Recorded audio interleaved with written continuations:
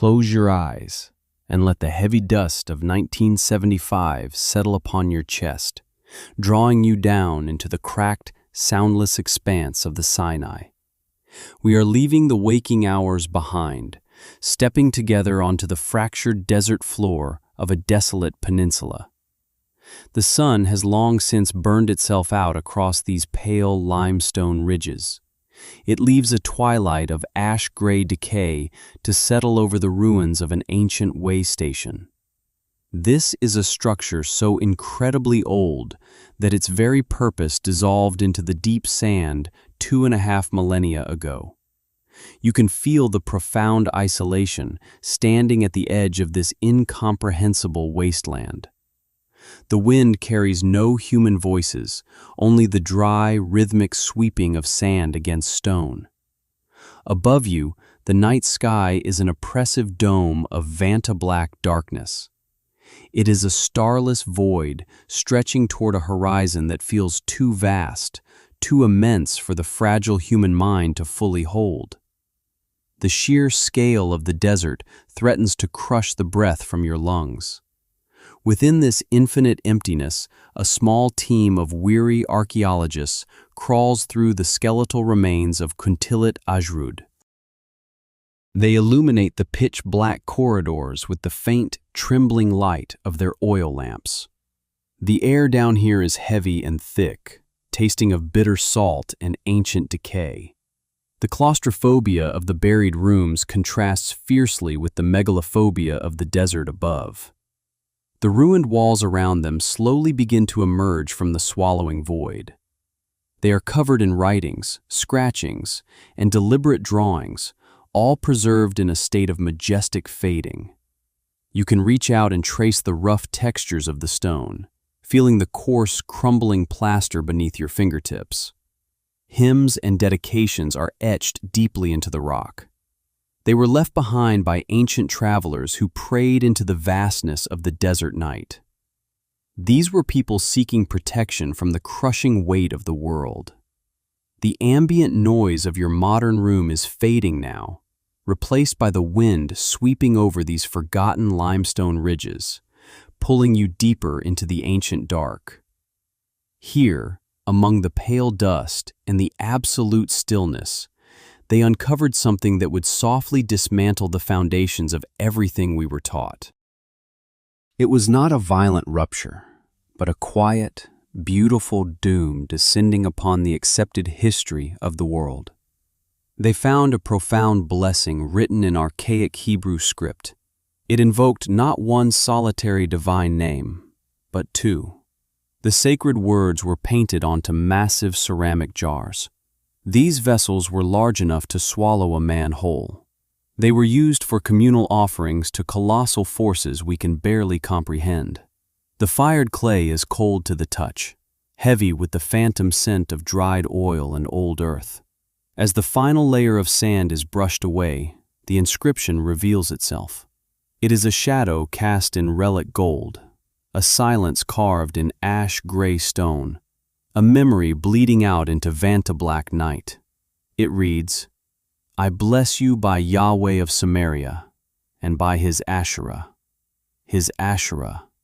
The grammar is a quiet, undeniable possessive. It speaks of a companion, a divine partner permanently attached to the God of Abraham.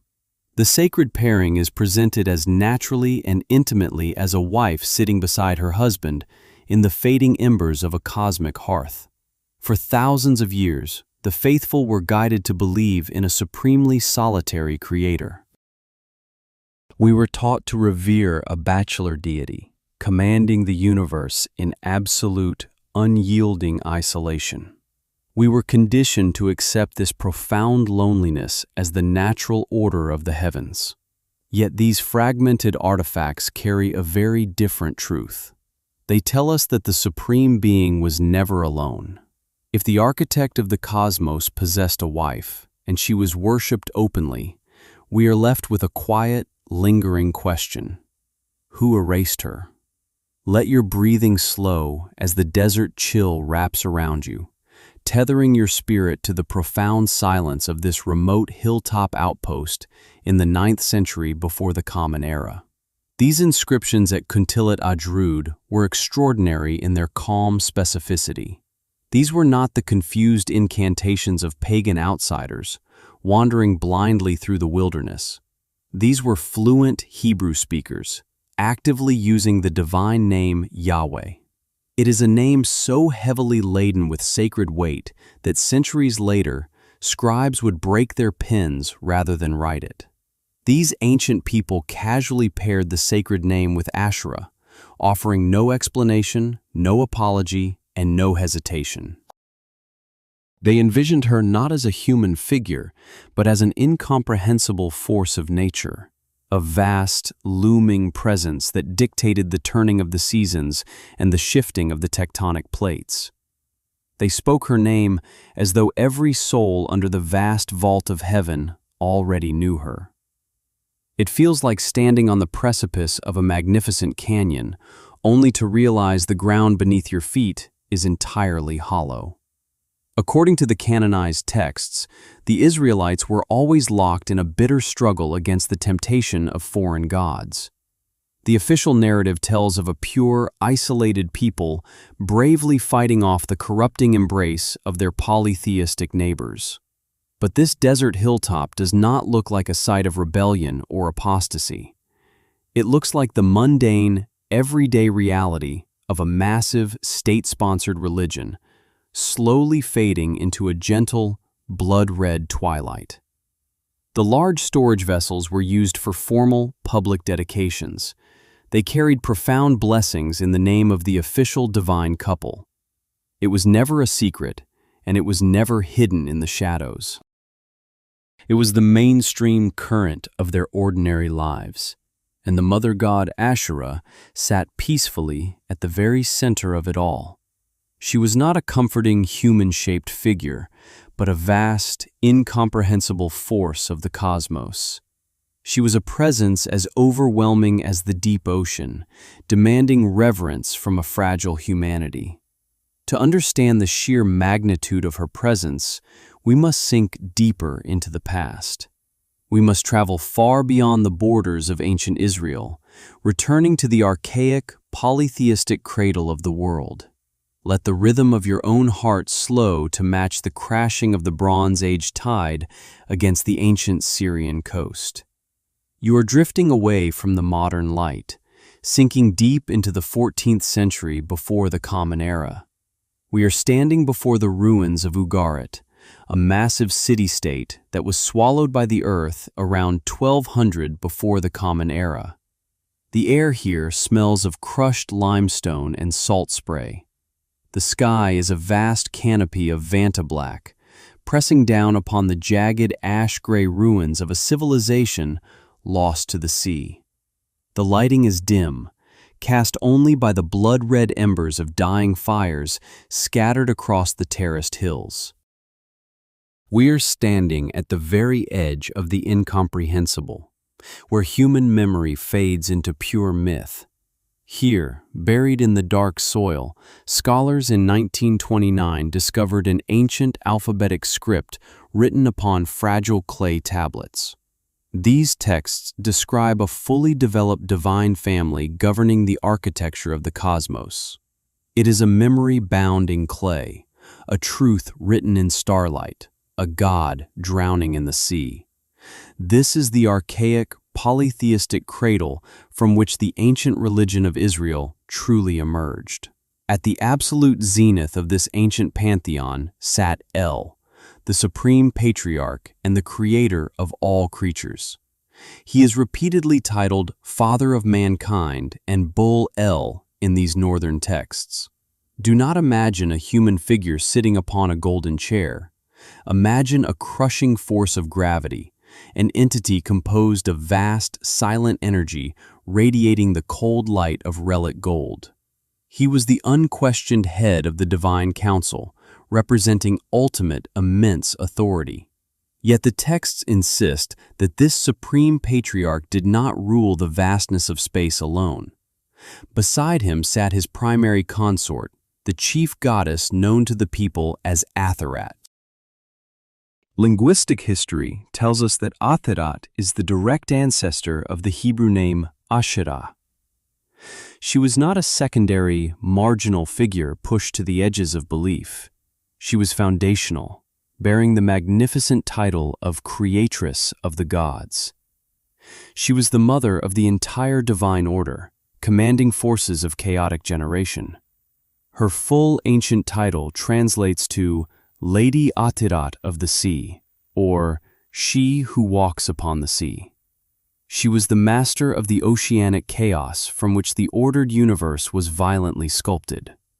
Together, the patriarch El and the creatress Athirat produced a highly specific, symbolic number of cosmic offspring.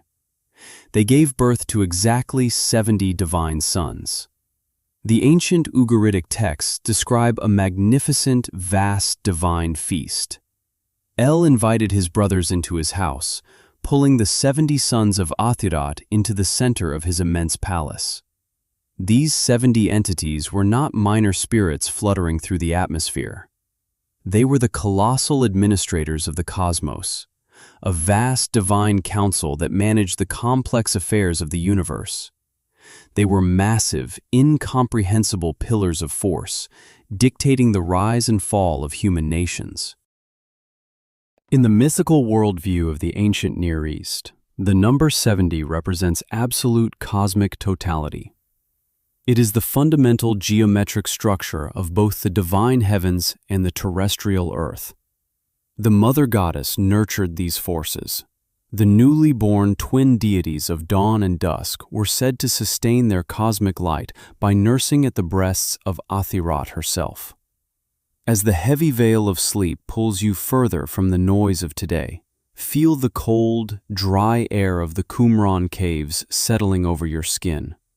We are leaving the Syrian coast and descending into subterranean vaults of esoteric mysticism. The concept of the supreme deity possessing 70 sons directly collides with the later Hebrew Bible. The collision is so violent it exposes the unsettled hands of the later monotheistic editors. The deeply unsettling reality of this shared cosmic framework is accidentally preserved in the 32nd chapter of Deuteronomy. This chapter contains the archaic Song of Moses, a highly poetic text exhibiting very ancient linguistic structures. It describes the primordial division of the earth into separate nations.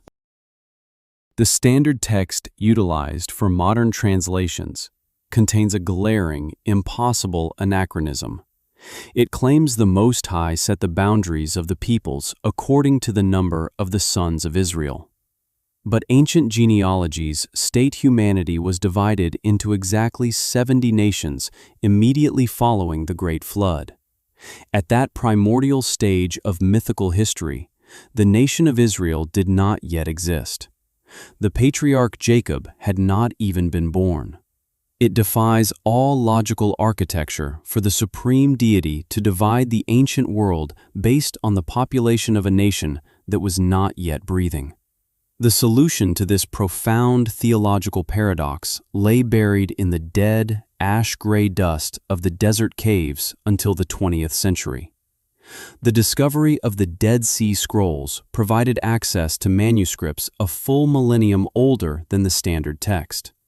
In these ancient witnesses, the original, polytheistic reading is perfectly preserved. The ancient parchment declares that the Most High divided the nations according to the number of the sons of God. This was exactly the number of the sons of El and Athirat from the older Canaanite pantheon. In this archaic, unedited framework, Yahweh was originally conceptualized as one of those 70 sons. He was a national deity who received the nation of Jacob as his specific allotted heritage from the supreme patriarch El.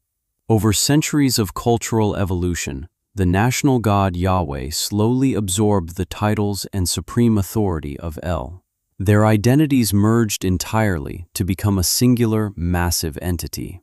Because Yahweh absorbed the identity of El, he logically and mythologically inherited El's powerful consort. He inherited the creatress Athirat, who became known as Asherah. Confronted by this glaring polytheistic truth, later scribes engaged in a desperate, slow manipulation of the sacred texts.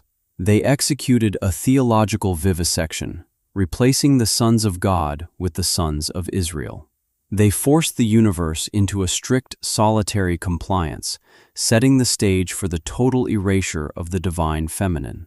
For centuries, the intimate connection between the supreme creator and his cosmic consort remained a theoretical presence haunting the margins of academic study. But the physical earth eventually refused to hold its silence, splitting open to reveal a deeply unsettling epigraphic truth. On the massive 30-pound ceramic storage jars found in the deep Sinai desert, we are confronted with something far more profound than mere written words. The ancient artists covered the fired clay with a universe teeming with divine and daimonic forces. Beneath the archaic blessing of Yahweh of Samaria and his Asherah, they painted two colossal bipedal figures.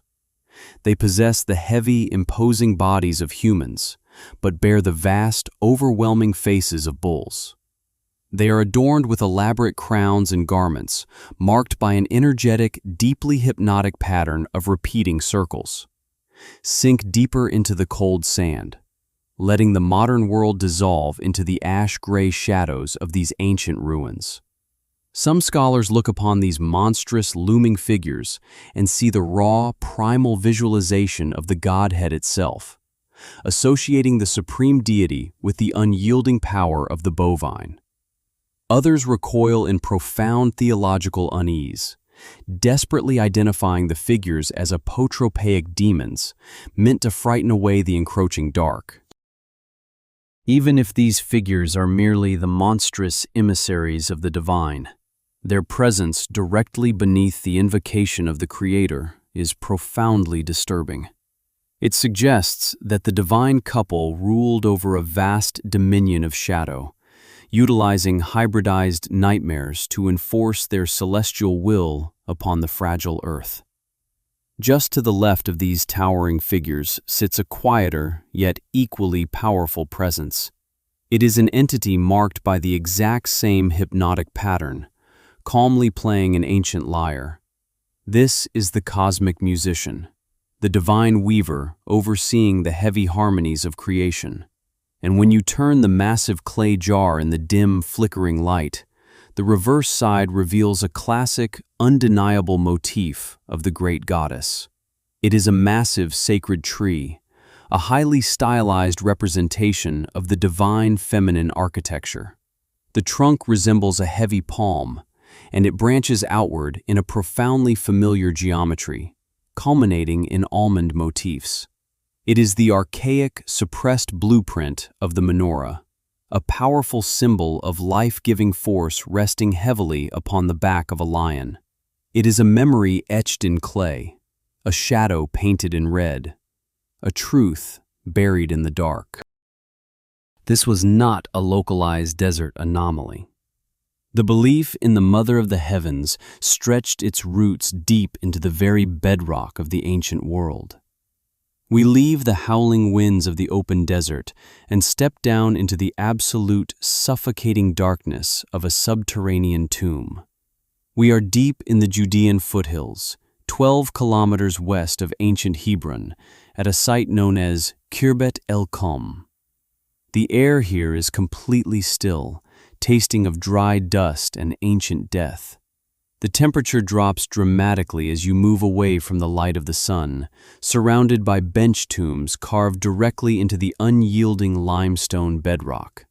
You can feel the crushing weight of the earth pressing down from above, an immense geological pressure holding the dead in their silent slumber. In 1967, an archaeologist entered Tomb 2 and found an inscription deeply scarred into a central stone pillar. It was chiseled in the late 8th century before the Common Era, shortly after a massive empire crushed the neighboring northern kingdom. The heavy, irregular letters were cut into the rock beside the carving of a massive disembodied hand. This was a universal symbol, meant to ward off the vast, creeping evil of the underworld. The inscription belonged to a man named Uriyahu, seeking eternal protection as he crossed over into the dark. The central invocation is undeniable and syntactically profound, designed to carry through the silent chambers of eternity. The rough, uneven text translates slowly in the gloom. It reads, "Blessed is Uriyahu by Yahweh, and from his oppressors by his Asherah he has saved him." Here, in the consolidated heartland of Judah, salvation from the horrors of the mortal world was achieved through a dual mechanism. The supreme God acts, but he does so through, by, or alongside his divine wife. This carved grammar has caused profound unease among Orthodox theologians for decades. The addition of the possessive suffix onto the name of Asherah has been frantically seized upon as proof of her non-existence. Linguistic conservatives argue desperately that in classical ancient Hebrew, a proper name cannot take a possessive suffix. You do not say his Yahweh, and therefore, they claim, you cannot say his Asherah. They insist the word must refer to a physical, lifeless object, perhaps a wooden pole or a localized shrine. But this is a desperate obfuscation, an attempt to blindfold the past. The rigid mathematical equations of modern grammar do not capture the living, breathing reality of ancient devotion. The universal formula of these burial blessings clearly identifies the agents capable of conferring supernatural favor. To suggest otherwise is to ignore the looming presence of the goddess standing right beside the Creator in the dark. This subtle shift from a living cosmic mother to a lifeless piece of wood exposes the very mechanism of her tragic erasure. It was a devastatingly effective application of linguistic engineering, a slow, methodical choking of her memory over centuries. The Orthodox scribes stripped the divine feminine of her profound personhood, replacing the vastness of her cosmic authority with the physical limitations of timber. By continually referring to the Asherah as a mere physical construct, an object crafted by human hands, they gaslit an entire civilization. They forced the people to forget that the sacred pole they were now commanded to burn was originally the physical anchor of the Mother God. When the ancient scriptures were finally translated into Greek in the 3rd century before the Common Era, this silent erasure was completed with devastating finality. The Hellenistic translators took the sacred name and uniformly rendered it as the Greek word for a simple grove of trees. Any lingering ancestral memory of a distinct, powerful female deity was wiped completely clean from the linguistic record. Through a slow, methodical process of translation and heavy redaction, the Mother of the Gods had been tragically reduced to mundane landscaping. The profound cosmic union that once governed the turning of the stars had been completely dismantled by the jealous pens of mortal men. They had successfully hidden the mutilated memory of the goddess beneath the floorboards of orthodoxy, preparing the world for a brutal, state-sponsored purge. Sink deeper into the suffocating ash of the 7th century, where the heavy scent of burning cedar pulls you into the final, desolate days of the First Temple. The suppression of the Mother God was not a peaceful drifting of religious thought. It was a calculated, devastating campaign orchestrated by a highly centralized faction operating within the stone walls of Jerusalem. Modern scholarship identifies this movement as the Deuteronomistic school. They sought absolute, unyielding control over the spiritual lives of the people. Prior to this era, the worship of the Creator was highly decentralized. Families and tribes prayed beneath sacred trees and at high places across the rural countryside. But this diversity threatened the political monopoly of the capital.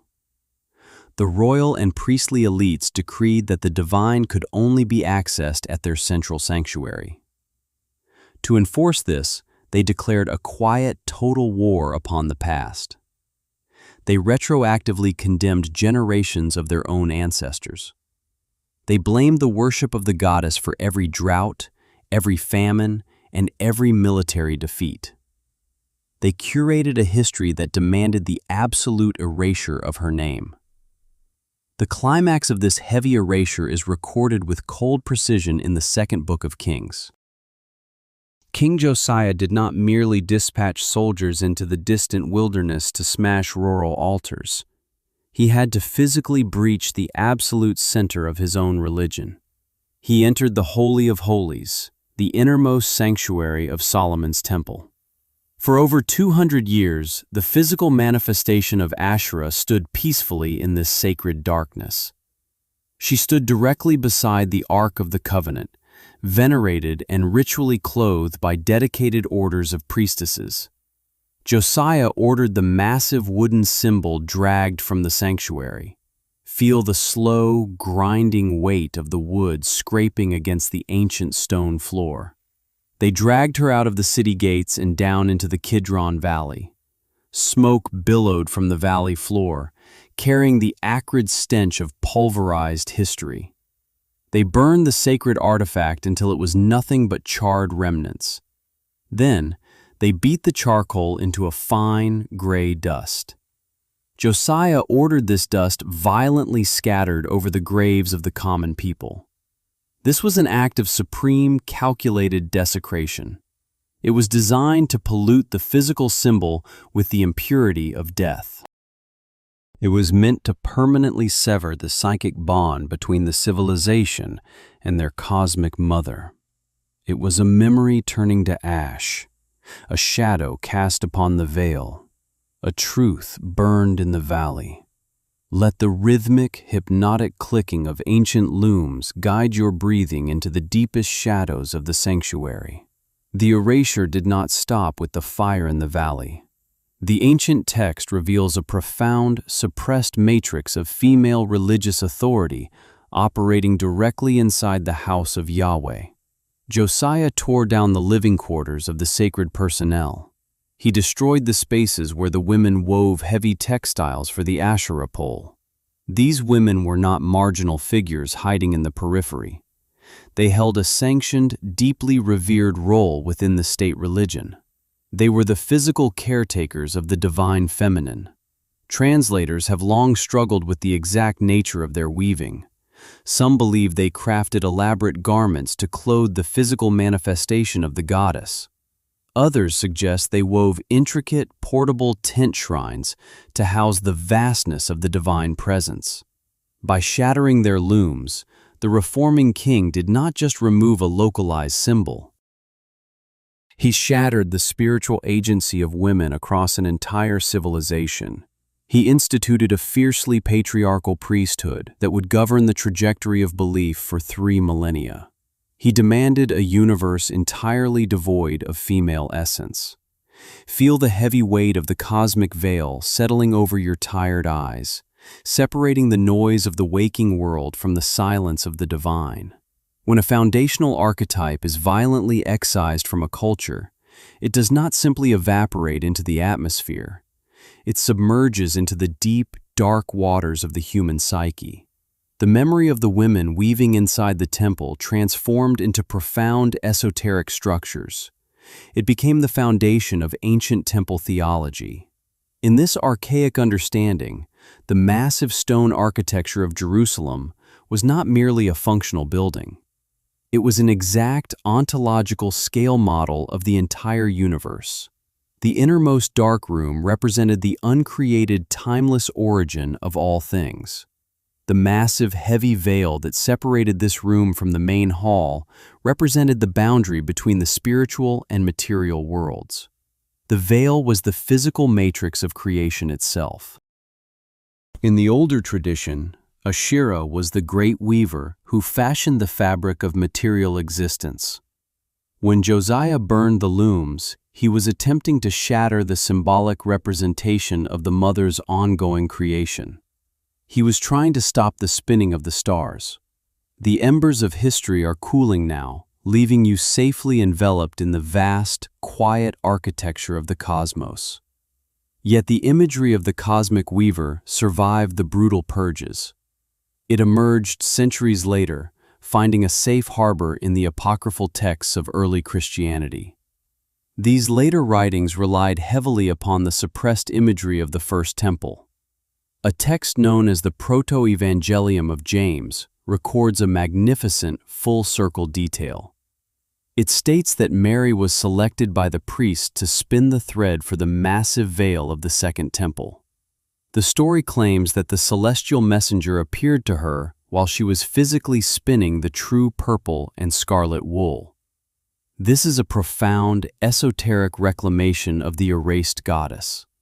Mary sits quietly, weaving the massive boundary of the physical universe while simultaneously forming the physical flesh of the incarnate deity. She steps seamlessly into the vacant role of the Great Lady, the Queen of Heaven, and the cosmic weaver of Asherah. The deep, heavy wound of the ancient erasure is finally, gently closed in the dark. Let the heavy, slow waters of the ancient Nile pull you under, washing away the frantic noise of your waking hours. We are drifting south into the blood-red twilight of 586 before the Common Era. Jerusalem has fallen to the Babylonian Empire, reduced to a smoldering landscape of ash-gray ruin. The Grand Temple is nothing but pulverized stone and cooling embers. A traumatized faction of Judean refugees has fled the devastation, marching into the vast, dry heat of Egypt. They have forcibly taken the weeping prophet Jeremiah with them into exile. The air here is oppressive, thick with the scent of baked clay and the fragrant smoke of burning myrrh. Jeremiah stands before the displaced people, delivering a blistering condemnation. He blames the catastrophic destruction of their home entirely upon their stubborn refusal to abandon the ancient goddesses. But the response of the people is a chilling, defiant indictment of the new orthodoxy. The women of Judah step forward into the dim light. They aggressively reject the prophet's explanation. They refuse to believe that their devotion to the divine feminine brought about their ruin. They speak with devastating clarity, their voices ringing out in the desert silence. They declare they will continue to burn incense to the Queen of Heaven. They will pour out drink offerings to her, just as their ancestors did in the prosperous streets of Jerusalem. They argue that as long as the divine couple was honored together, the nation experienced peace. It was only after Josiah burned the sacred poles that the Babylonian sword descended upon them. They knew the truth deep in their bones.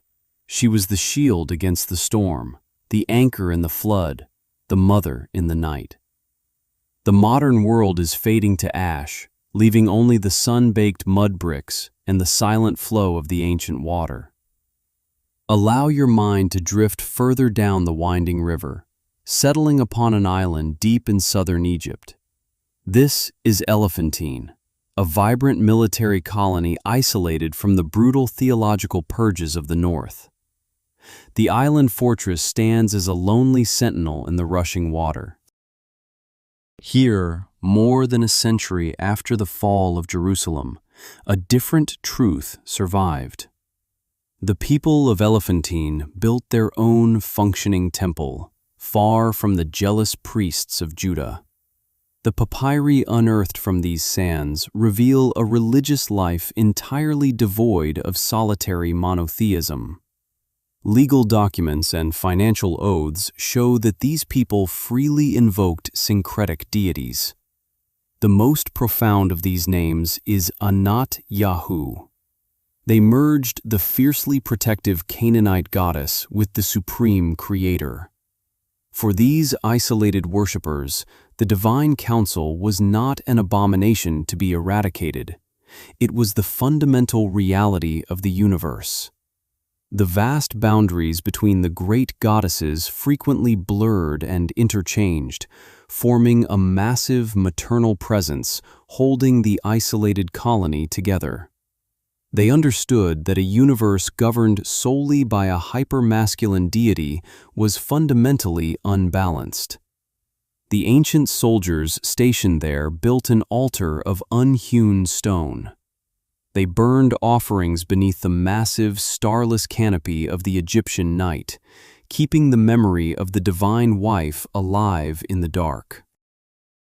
Sink deeper into the heavy, fragrant smoke of the ancient sanctuary, letting the weight of forgotten centuries press you into the mattress. The suppression of the Mother God required the total annihilation of her earthly symbols. Throughout the ancient Near East, the serpent was a potent representation of immortality, healing, and the deep, cyclical life force of the earth. It was a creature inextricably linked to the sacred tree of the fertility goddess.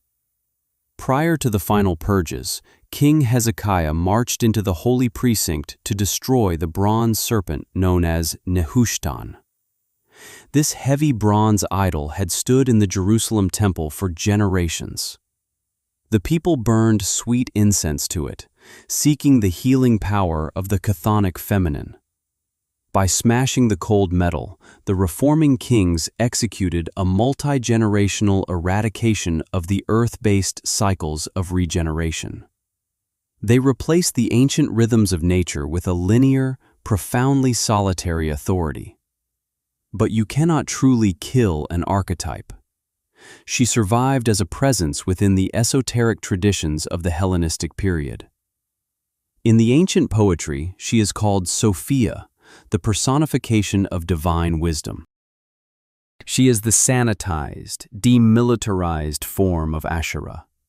The profound Gnostic texts discovered at Nag Hammadi restore her cosmic magnitude through a lens of immense trauma. The pleroma is a vast, silent expanse of pure divine light, existing outside of biological time. The texts tell the tragic story of how Sophia plummeted from this perfect fullness down into the chaotic lower depths. Her immense grief inadvertently gave birth to the flawed material universe. It is a profound mythological encoding of historical trauma.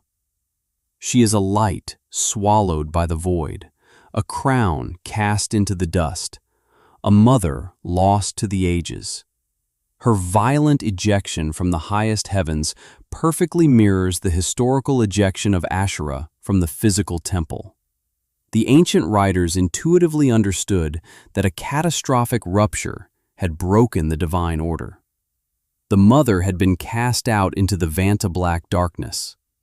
The bedrock of Western belief is the result of a long, highly successful campaign of theological revisionism. The ancient scribes utilized the supreme power of the state to centralize control. They dragged the statues of the Queen of Heaven into the valley and burned them to ash. They altered the grammar of their own language to reduce her to a lifeless wooden pole. They forced a supreme being into an artificially constructed solitude. Yet the physical earth refused to keep their secret, yielding the massive clay jars and the subterranean tombs that still carry her name. Those ancient entities who once threatened the order of heaven are resting now. They are silent and still, their massive forms buried deeply beneath the shifting sands of time, wrapped in the finality of the dark. You are lying in the shadows of your room now, safe from the brutal purges and the shifting empires of history. Let the heavy, ash-gray dust of the ancient desert settle harmlessly on the floor beside your bed. Think of the women of Judah standing in the dim Egyptian light, refusing to be silent, keeping her name alive with the quiet certainty of people who had felt her protection and knew what its absence cost. Think of the hands that wove garments in the inner sanctuary, moving slowly in the candlelight, threading color through color in the deep hours before dawn. Think of the inscription carved above a dead man's resting place. Those words chosen above all others to accompany him into the unknown. Words that paired two names together as naturally as breath. All of that devotion is not gone. It is resting. The way the desert rests between the storms that shaped it. Patient and vast and undisturbed beneath the surface of things. The vast, incomprehensible forces of the cosmos are maintaining the slow, rhythmic turning of the earth around you even now. You are held within that turning, as every person who ever carved a name into stone was held within it. When you look into the vastness of the night sky, do you feel the profound silence of the solitary Creator? Or the quiet comfort of the Mother who was never truly gone? The heavy iron doors of the Apocrypha vault will remain open for you. There are older rooms inside than the one you have just passed through. Rooms where the walls carry inscriptions that have not been read since the first fires of the ancient world went cold. Let your breathing fall into the slow rhythm of the desert at rest. Let the stone and the clay and the carved names dissolve into the dark around you. Let the name on the jar mean what it has always meant. In the place beneath sleep where nothing has ever been taken, and nothing that was held in devotion is ever entirely still.